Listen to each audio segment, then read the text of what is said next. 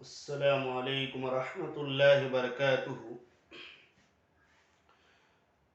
اللہ رب العالمین کے فضل و کرم سے یہ رمضان کا مہینہ جو ہم مسلمانوں کو عنایت کیا گیا ہے، اس کے اختتام پہ ایک اور عبادت صدقۃ الفطر یا زکوٰۃ الفطر کے نام سے اللہ تعالی نے مشروع کیا ہے۔ یہ صدقۃ الفطر اللہ کے رسول صلی اللہ علیہ وسلم کی تعلیمات جو اس کے تعلق سے ہے، عمومی طور پہ آج اس کی مخالفت کی جاتی ہے۔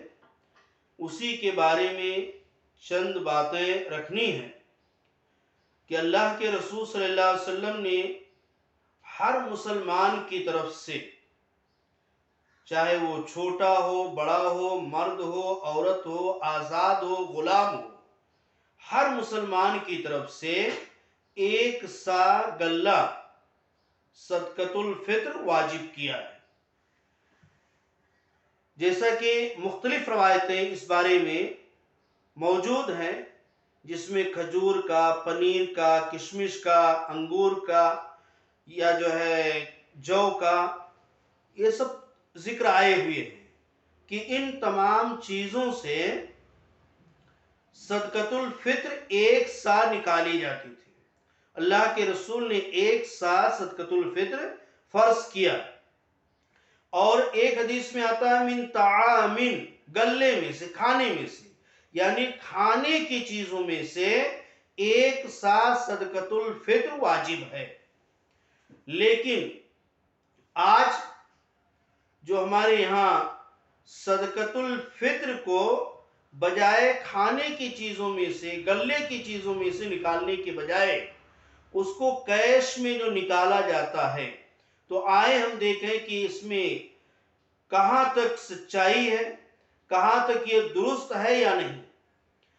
تو حقیقت میں اگر دیکھا جائے تو اللہ کے رسول صلی اللہ علیہ وسلم سے کوئی ایک روایت یا صحابہ سے کوئی ایک ایسا اثر نہیں ملتا جس کی بنیاد پہ صدقۃ الفطر کو بشکل کیش یا بشکل نقد نکالنا مشروع ہو، کہیں بھی نہیں ملتا۔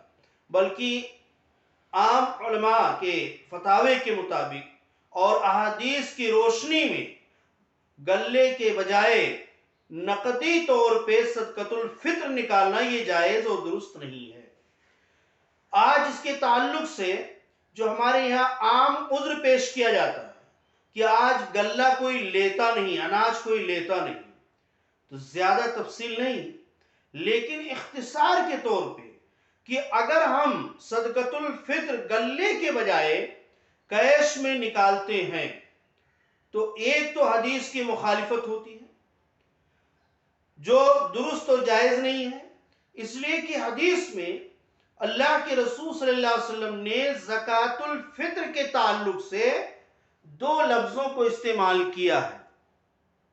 نمبر ایک، طہرۃ للصائم، یعنی یہ زکوٰۃ الفطر روزے دار سے جو لغو، بیہودہ باتیں اور کام سرزد ہو جاتے ہیں، اس سے پاکی کا، طہارت کا ذریعہ ہے۔ اور دوسرا لفظ ہے طعمۃ للمساکین، طعمۃ للمساکین، یعنی مسکینوں کے لیے کھانا ہو جائے۔ تو اللہ کے رسول صلی اللہ علیہ وسلم نے صدقۃ الفطر گلے میں سے جو نکالنا فرض کیا، اسی لیے تاکہ عید کے دن مساکین کے گھروں میں بھی گلہ ہو، مساکین کے گھروں میں بھی کھانے کا انتظام ہو، مساکین کے بچے اور ان کے گھر والے، ان کے گھر کے افراد وہ بھی کھانے کو پا جائیں، وہ محتاج اور ضرورت مند نہ رہ جائیں۔ تو اس لیے مساکین کے گھروں میں کھانے کے لیے اللہ کے رسول صلی اللہ علیہ وسلم نے زکوٰۃ الفطر کو فرض کیا۔ اب اگر ہم یہ کہتے ہیں کہ ہم اس کو نقدی طور پہ اس لیے دیتے ہیں تاکہ مساکین کے اور بھی ضروریات ہیں، اور بھی ضروریات ہیں، اور دوسرا یہ کہ گلہ کوئی جلدی لیتا نہیں، یہ دو الفاظ یا یہ دو جو ہے عذر پیش کیے جاتے ہیں۔ ایک تو یہ کہ گلہ جلدی لینے والا کوئی کوئی نہیں ملتا، جلدی کوئی لیتا نہیں ہے۔ اور دوسرا یہ کہ مساکین کو صرف کھانے کے، صرف گلے کے، صرف اناج کی ضرورتیں نہیں ہیں، بلکہ اس کے لیے اور بھی ضروریات ہیں۔ تو ہم اس لیے اس کو نقدی نکالتے ہیں تاکہ ان کی دیگر ضروریات بھی پوری ہو سکیں۔ تو میرے بھائیو، ان دونوں عذر کو ہم سامنے رکھتے ہیں۔ پہلے تو ہم یہ دیکھتے ہیں کہ زکوٰۃ الفطر، زکوٰۃ الفطر یہ عبادت ہے، اور عبادت جو جیسے مشروع ہے اسی طرح ادا کرنا ہے، اس میں ہم قیاس آرائیاں نہیں کر سکتے۔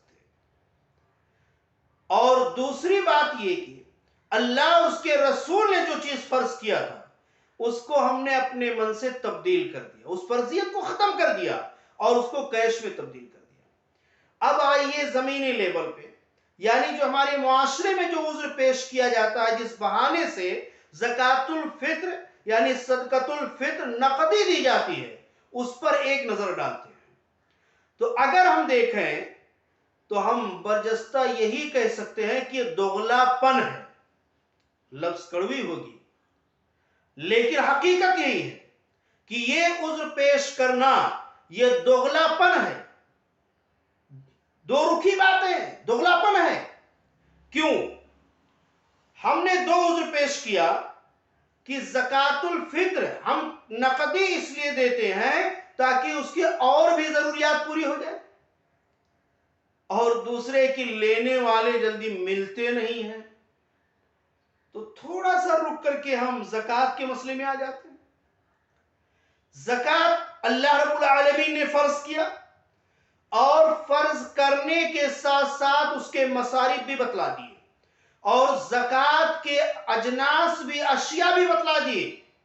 اللہ کے رسول صلی اللہ علیہ وسلم نے اس کی تشریحات کر دی کہ گلے میں اتنا زکوٰۃ، بکریوں میں اتنا زکوٰۃ، اونٹوں میں اتنا زکوٰۃ، گائے میں اتنا زکوٰۃ، سونے میں اتنا زکوٰۃ، چاندی میں اتنا زکوٰۃ، اور ہر ایک اجناس زکوٰۃ جس جنس کی نکلتی ہے اسی شکل میں نکالا جاتا ہے۔ جیسے گائے کی زکوٰۃ ہے تو گائے کی شکل میں ہی وہ زکوٰۃ ادا کی جاتی ہے۔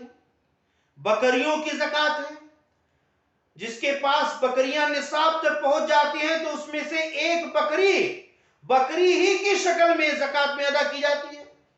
اونٹوں کا یہی معاملہ ہے، سونے چاندی کا معاملہ یہی ہے۔ تو جن اجناس کی زکوٰۃ ادا کی جاتی ہے ان اجناس کو اسی شکل میں ادا کی جاتی ہے۔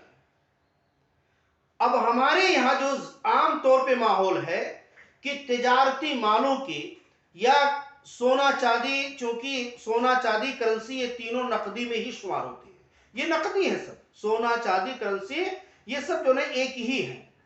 تو اب اگر سونے چاندی کی ہم نقدی نکال رہے ہیں یا مال تجارت کی زکوٰۃ جو نقدی نکال رہے ہیں، اس نقدی زکوٰۃ کو لے کر کے جو ہم غربا اور مساکین کے لیے، بیواؤں کے لیے جو راشن کا کٹ بناتے ہیں، راشن کا کٹ بناتے ہیں، تو جب گلہ کوئی لینے والا نہیں مل رہا ہے، اگر زکوٰۃ الفطر گلے کی شکل میں نکالی جائے تو کوئی لینے والا نہیں ملتا، تو یہ کٹ لینے والے کہاں آسمان سے آتی ہے؟ یہ دوغلا پن ہے کہ جس مال پہ ہمارا تصرف نہیں تھا، جس مال پہ اللہ اس کے رسول نے ہمیں تصرف نہیں دیا تھا، اس میں ہم نے تصرف کیا۔ یہ زکوٰۃ یہ غربا مساکین کا، یا اللہ نے جو 8 مصارف بتائے ان 8 مصارف کا حق ہے، ہم ان کے حوالے کر دیں، ہم ان کو نقدی دے دیں۔ اب وہ چاہے اس کو اپنے کھانے میں استعمال کریں، بچوں کے فیس بھرنے میں استعمال کریں، گھر کا کرایہ بھرنے میں استعمال کریں، لائٹ بل بھرنے میں استعمال کریں، عید کے لیے کپڑا بنوانے میں استعمال کریں، اپنے دوا علاج وغیرہ میں استعمال کریں، یا جو ضرورت ان کو مناسب لگے اس میں استعمال کریں۔ وہ ان کا تصرف تھا، ہم نے بیجا اس میں تصرف دکھایا اور اپنے منمانی کیا کہ ان کے مال میں تصرف دکھا کر کے اور اس کو نقد لے کر کے اس کا کٹ بنا کر کے مساکین میں تقسیم کیا.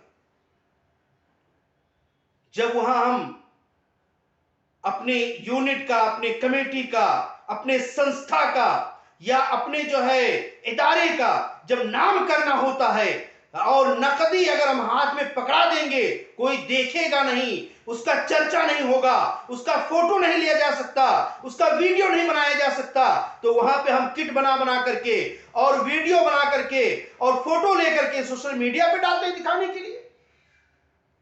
ان غربا اور مساکین کے مال میں ہم تصرف کرتے ہیں جو جائز اور درست نہیں ہے.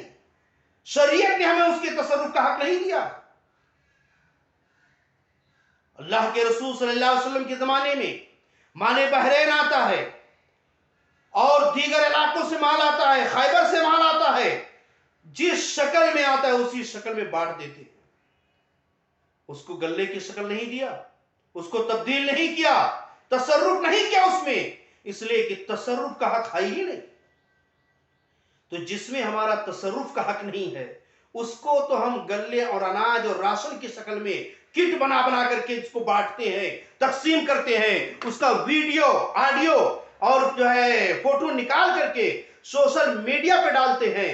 اور اس کے بعد جب زکوٰۃ الفطر کی باری آتی ہے جس کو گلے کی شکل میں نکالنا چاہیے تھا تو وہاں کہتے ہیں کوئی لینے والا نہیں ملتا.